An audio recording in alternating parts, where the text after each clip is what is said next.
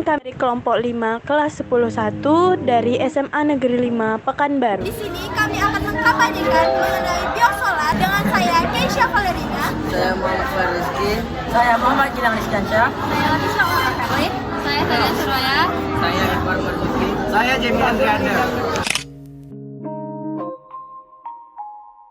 Di video ini, kami akan memberi penjelasan mengenai informasi biosolar B30, bagaimana proses pembuatannya, bagaimana perbandingan dengan sumber energi non-biosolar, dan apakah biosolar mendukung prinsip kimia hijau.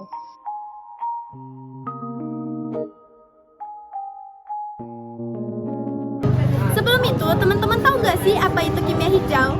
Kimia hijau atau green chemistry adalah suatu pendekatan pada perancangan, pembuatan, serta pemanfaatan produk-produk kimia agar dapat mengurangi bahaya-bahaya yang ditimbulkan oleh bahan kimia tersebut bagi lingkungan dan kesehatan.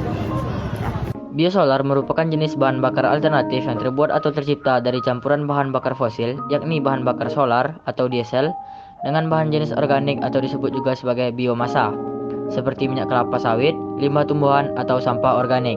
Biosolar dapat dihasilkan dengan proses-proses yang berbeda. Proses-proses tersebut yaitu 1. Direct use dan blending. Mesin diesel yang menggunakan minyak nabati murni sangat tidak baik dan dapat menimbulkan masalah karena dapat menyebabkan kegagalan bawaan.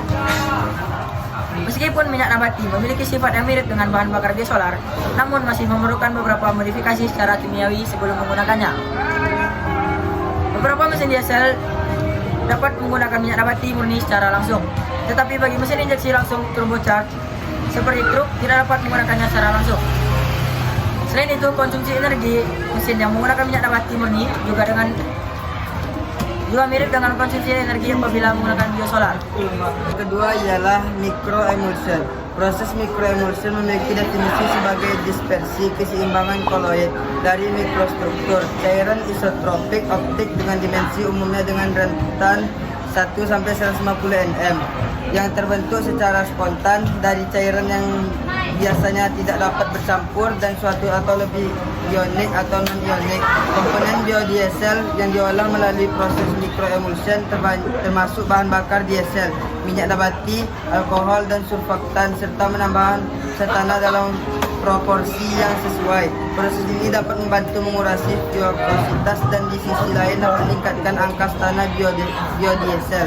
Namun penggunaan bahan bakar diesel hasil microemulsion secara terus-menerus dapat menyebabkan masalah seperti jarum injektor yang menempel, pembentukan endapan karbon dan membakar yang tidak selesai.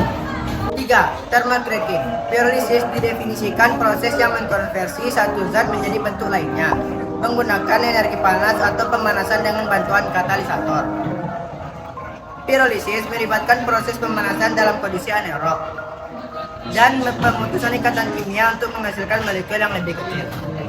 Kimia pyrolysis sangat susah dilakukan untuk mengkarakterisasi karena jalur reaksi yang bervariasi dan produk reaksi yang bervariasi yang mungkin diperoleh dari reaksi yang terjadi.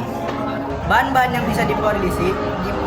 yang bisa dipirolisis dapat berupa minyak nabati, lemak hewani, asam lemak alami, dan asam lemak metil ester. Dalam proses memproduksi biosolar, cara paling umum adalah transesterifikasi. Transesterifikasi mengacu pada reaksi kimiawi katalisis yang melibatkan minyak nabati dan alkohol untuk menghasilkan asam lemak, alkil ester, dan gliserol. Reaksi ini membutuhkan sebuah basa kuat yang sebagai katalis, seperti natrium dan kalium hidroksida atau natrium mineralistis atau proses transesterifikasi berbasis asam sulfat. Perbandingan biosolar dan non-biosolar terletak pada bahan pembuatannya. Non-biosolar terbuat dari bahan fosil yang berasal dari lapukan makhluk hidup berjuta-juta tahun yang lalu.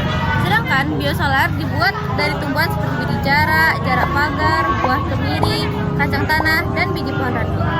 Dikarenakan berasal dari bahan yang berbeda, kandungan energi dari kedua bahan tersebut jelas berbeda. Apakah biosolar mendukung prinsip kimia hijau? Jawabannya adalah ya. Biosolar B30 mendukung prinsip kimia hijau. Hal ini karena biosolar B30 berasal dari bahan baku terbaru, yaitu minyak nabati, sawit, atau hewan, dan ramah lingkungan. Biosolar diselenggarakan sebagai wujud komitmen dari pemerintah di dalam mengurangi GRK sebesar 29% dan bisa meningkatkan kualitas lingkungan. Kesimpulannya adalah biosolar merupakan salah satu perwujudan dari kimia hijau. Biosolar diselenggarakan sebagai wujud dari komitmen pemerintah dalam mengurangi GRK sebesar 29% dan bisa meningkatkan kualitas lingkungan, di mana biosolar B30 merupakan hasil percampuran solar dengan minyak nabati yang berasal dari minyak kelapa sawit atau crude palm oil.